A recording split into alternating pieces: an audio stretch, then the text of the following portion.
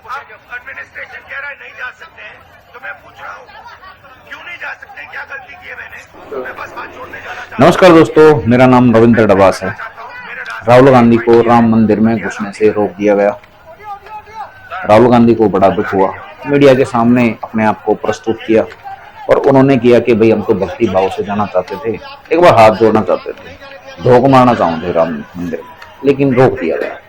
अब इस चीज को यही रोकते हैं।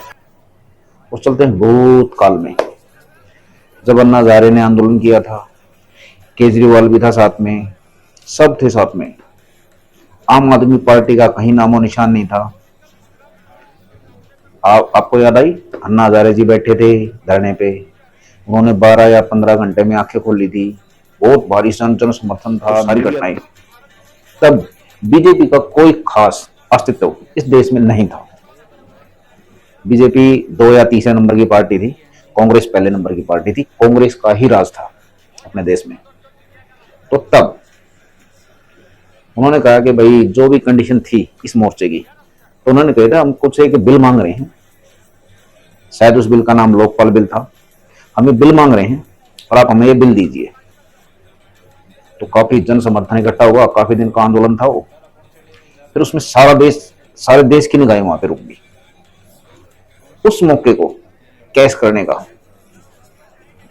इसी राहुल गांधी के पास उस टाइम पे मौका था। सबकी निगाहें टीवी पे थी कि भाई अब राहुल गांधी जी क्या बयान देंगे।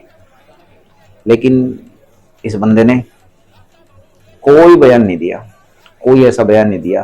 पहले ही सारे न्यूज चैनल में ये बात हो चुकी थी सारे देश को कि कल सुबह 10 बजे के बाद संसद में राहुल गांधी जी बयान देंगे।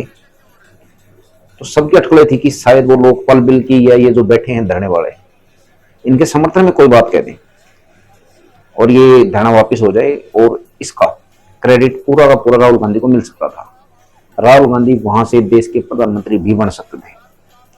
लेकिन पता नहीं राहुल गांधी जी का दिमाग नहीं चला, या उनके आसपास जो लोग भी थी उनको समझाने वाली सलाहकार मरवाते हैं आदमी को और सलाहकार ही ऊपर उठाते हैं। तो पता नहीं उन सलाहकारों ने क्या सलाह दी। इन्होंने जो ये धरने पे बैठे आदमी थे इनके बारे में पॉजिटिव एक भी बात नहीं कही। तो उससे क्या हुआ, जो जन सैलाब इकट्ठा हुआ था, उसकी भावनाएं थी, वो सबकी आहत हो गई। राहुल गांधी का वहां पे नंबर कट गया।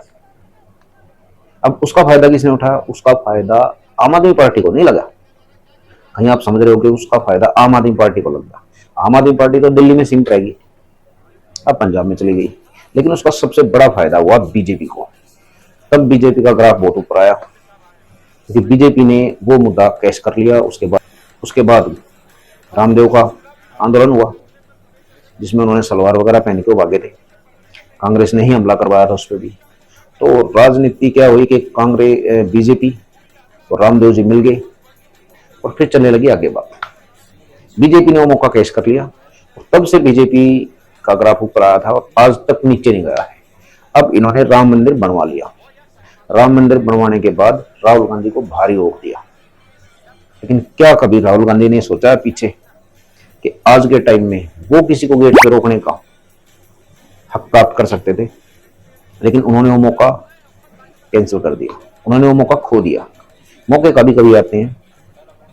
तो राहुल गांधी जी को जब गेट पे रोका गया राम मंदिर के, तो जब कवरेज सामने आई तो अपना भी दिमाग थोड़ा भूतकाल में चला गया। तो मैं कहा देखते हैं क्या होता है। तो कर्मा सबका पीछा करता है, आप कहीं नहीं भाग सकते, जिसमें राहुल गांधी हो या कोई और हो। आज राम मंदिर को बनवाने का पूरा श्रेय मैं राहुल गांधी को देना चाहता हूँ। राहुल गांधी वहां पे कोई पॉजिटिव बयान दे देते और वो देश के प्रधानमंत्री होते, या कांग्रेस पार्टी आज देश में होती, केंद्र में होती, उसका देश पे कब्जा होता, तो वो राम मंदिर को कभी ना बनने देती। लेकिन बहुत बहुत धन्यवाद राहुल गांधी का, जो उन्होंने बीजेपी के लिए ये मौका बनाया। अब आते हैं लोकपाल बिल पे। जिस लोकपाल बिल की बात केजरीवाल सरकार और अन्ना हजारे जी कर रहे थे, केजरीवाल सरकार भी बन गई, उन्होंने लोकपाल बिल आज तक दिल्ली में नहीं लेके आए, वो खुद भी लेके नहीं आए हैं। तो समझिए राजनीति है क्या, राजनीति के कर्मा कहां कहां सामने आते हैं। बस यही चीज है, करता कोई है, मौके का फायदा कोई उठाता है और बढ़ता राहुल गांधी है। तो इन चीजों को भी समझिए और आप भी अपने लिए मौके तलाश करिए। आपके गांव देहात के लिए भी बहुत मौके हैं जो आप खो देते हो, तो इन मौकों को पकड़िए। अगर आपको पूंछ भी मिल जाए मौके की तो खींच लीजिए और उस मौके को अपने गांव में लेके आइए, अपने गांव की तरक्की करिए, क्योंकि आपके गांव लगातार गर्क में जा रहे हैं। नमस्कार दोस्तों।